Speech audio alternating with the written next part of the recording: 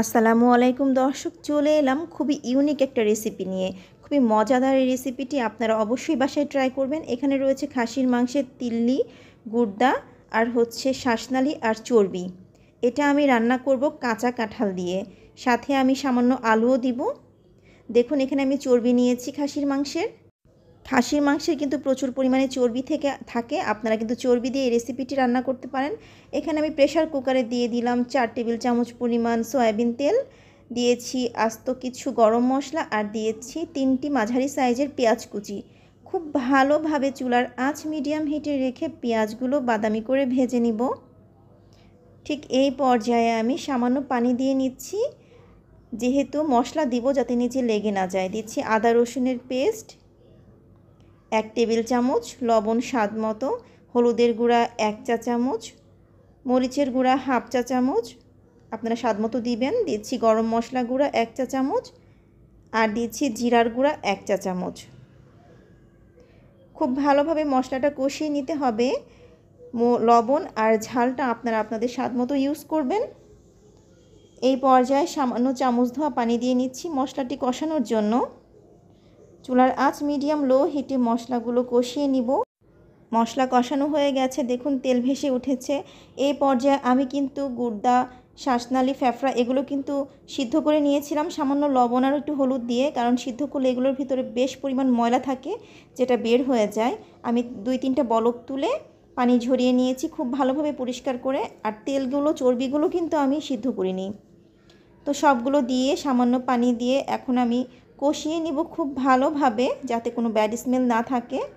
আমি কিন্তু ঢাকনা ঢাকলাম না, হালকা করে বসিয়ে দিয়েছিলাম 5-10 মিনিটের জন্য। তো দেখুন কষে গেছে, তেল ভেসে উঠেছে আর পানিও শুকিয়ে গেছে। ঠিক এই পর্যায়ে আমি দিয়ে দিব এইভাবে কেটে নেওয়া আলু আর কাঁঠালগুলো। আমি কাঁঠাল কিন্তু কাঁচা কাঁঠালের সিজনে সিদ্ধ করে ডিপ ফ্রিজে রেখে দিয়েছিলাম, মাঝে মাঝে বের করে যখন মন চায় রান্না করে খাই। আমার বাসার রান্না আপনারা অবশ্যই ফলো করবেন। আমি কিন্তু খুব সহজ আর চটজলদি রান্না আপনাদের সাথে শেয়ার করি সব সময়। তো ঠিক এই পর্যায়ে কাঁঠালের সাথে মশলাগুলো, মাংসগুলো মেখে নেওয়ার পর আমি ঢাকনা দিয়ে কিছুক্ষণ ঢেকে দিলাম। তো 10 থেকে 15 মিনিট পর এখন আমি দিয়ে দিচ্ছি ফুটন্ত গরম পানি। খুব বেশি পানি দিব না, যেহেতু প্রেসার কুকারে রান্না করছি। খুব বেশি পানি দিলে আবার ঝোল ঝোল হয়ে যাবে, খেতে কিন্তু ভালো লাগবে না। আমি 3 থেকে 4টি সিটি তুলে নিব, যাতে কাঁঠালগুলো একদম গলে না যায় আর পানিটা একদম শুকিয়ে যায়। তো দেখুন এই রাবারটা খুলে গেছে। প্রেসার কুকারে কিন্তু এই প্রবলেমগুলো হয়। রাবারটা খুলে গেলে আস্তে করে বসিয়ে নেবেন। তো 10-15 মিনিট পর দেখুন কষানো হয়েছে। আমি দিয়ে দিচ্ছি কয়েকটি কাঁচামরিচ আর আস্ত একটা রসুন। রসুনটা অপশনাল, আপনারা চালিয়ে দিতে পারেন, দিলে কিন্তু খুবই ভালো লাগে খেতে। তো প্রায় 4টি সিটি তুলে নেওয়ার পর এখন আমি ঢাকনা খুলে দেখে নিব পানি শুকিয়েছে কিনা আর সব কিছু সুন্দরভাবে সিদ্ধ হয়েছে কিনা।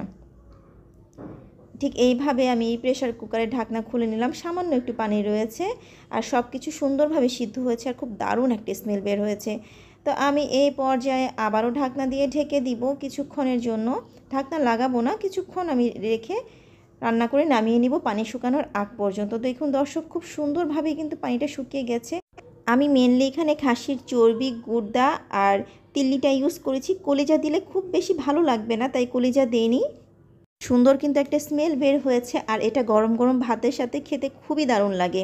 আপনারা বাসায় আমি চাই অবশ্যই ট্রাই করবেন আর কেমন হলো কমেন্ট বক্সে জানাবেন। তো সবাইকে অসংখ্য ধন্যবাদ এতক্ষণ দেখার জন্য।